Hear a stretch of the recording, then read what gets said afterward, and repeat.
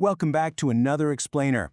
Today we're jumping straight into Chapter 3 of our source text. And let me tell you, we are unpacking some seriously fascinating and honestly pretty provocative cosmology today. We're going to explore what the text says about the true nature of God, the actual existence of devils, and what it calls the spiritual royal road. So think about this profound paradox that the text tackles right out of the gate. If there's just one absolute loving God, why on earth is human history so packed with religious conflict? Well, the answer presented here totally redefines how we understand the divine. It throws out that standard assumption of just one solitary figure sitting at the very top of the cosmos. Here's our roadmap for today. First, we'll cover the truth about God, then the nature of devils, how worldly desires are exploited, the royal road, and finally, letting go of attachments. All right, Section 1, the truth about God and rethinking the divine. Here is the absolute core of the argument. You know how traditional monotheism assumes there's a single absolute God at the very peak of the mountain? Well, our source argues that the entities worshipped as God across various world religions are actually a multitude of high-level spirits. We're talking angels, bodhisattvas, beings like that.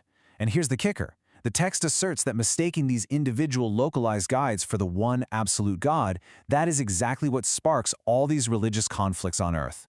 The text states this super plainly. It claims there are many types of spirits acting as high-level entities close to God, and these spirits possess distinct differences in both their individuality and their rank. So just because a specific religion receives guidance from one of these high-level spirits, it definitely doesn't mean that spirit is the only divine being out there. To visualize this, the book maps out this esoteric structure, kind of like a giant puzzle or a massive pyramid. These divine beings operate on totally different levels based on their rank. Major world religions might be guided by entities at the very highest ranks, right? But then smaller, local religions might get their guidance from spirits residing in the sixth dimension, or maybe even local figures like hermits. Obviously, the higher up the pyramid you go, the fewer spirits there are. But the main takeaway here is that the spiritual realm is this vast, heavily populated hierarchy. It is not a solo operation.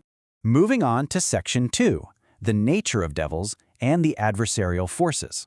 Now, to drive home a really serious spiritual point, the author actually uses a surprisingly modern analogy. They literally reference He Who Must Not Be Named from Harry Potter. It's a great comparison because, according to this worldview, devils are very active realities. And actually naming specific dark entities creates a spiritual connection to them. You're essentially inviting them right in. But despite that warning about casually naming them, the text does categorize these forces to educate us. It explicitly points out that high-level devils like Lucifer and Beelzebub absolutely do exist. Beelzebub, for instance, is identified here as the number 2 devil within the Christian lineage. And these entities aren't just sitting around idle, they're actively working as antagonists in the spiritual hierarchy, purposefully trying to derail human spiritual progress. Which brings us to Section 3, exploiting worldly desires and the mechanics of temptation. So how exactly do these demonic entities operate? Well, they don't just appear out of thin air. They need a way in. The text explains that devils cunningly target the human ego. They exploit our everyday desires for status, honor, and wealth. The author uses this fascinating metaphor, saying devils use these worldly desires like a fishing hook. Even incredibly mundane things like a family dispute over property can act as a wide-open invitation for them to step in. All right, Section 4, the royal road and the path to spiritual defense. So how do you protect yourself against these unseen temptations and actually achieve true salvation? The text defines a very active, practical path called the royal road of religion. And this road is basically paved with 2 core actions: pure faith and missionary work. This framework relies on 3 fundamental pillars. First, because of that massive pyramid of spirits we talked about earlier, the text argues you have to establish a clear object of worship so you avoid spiritual confusion. Second, you've got to maintain pure faith to push out all those impurities of the ego. And third, you need to engage in active missionary work. Spreading the faith is presented as a vital anchor to secure yourself against that demonic corruption. Finally, Section 5, letting go of attachments and the practice of dana. Here, the author introduces the practice of dana, which basically translates to making offerings. But we're not just talking about dropping some spare change in a donation bin. It's defined as a really vital spiritual discipline. Its primary purpose is to help you consciously let go of the exact earthly attachments that those devils use as their fishing hooks.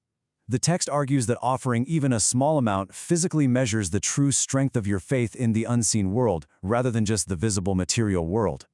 By actively practicing this letting go, literally giving up a piece of your earthly wealth or status, the text suggests you are actively starving those demonic forces of the leverage they desperately need. It's framed as a physical practice, purposefully designed to fortify your spiritual defense. As we wrap up today's explainer, we've journeyed through a highly structured spiritual cosmos, right? From a pyramid of divine spirits to opportunistic adversarial forces, all the way down to the very practical defenses of pure faith and letting go. So it leaves us with this really provocative thought drawn directly from the text. In your own everyday life, are your desires for status, wealth, or ego quietly leaving a door wide open for an unseen reality? Thanks so much for joining me on this deep dive into the source material, and as always, keep questioning what lies beneath the surface.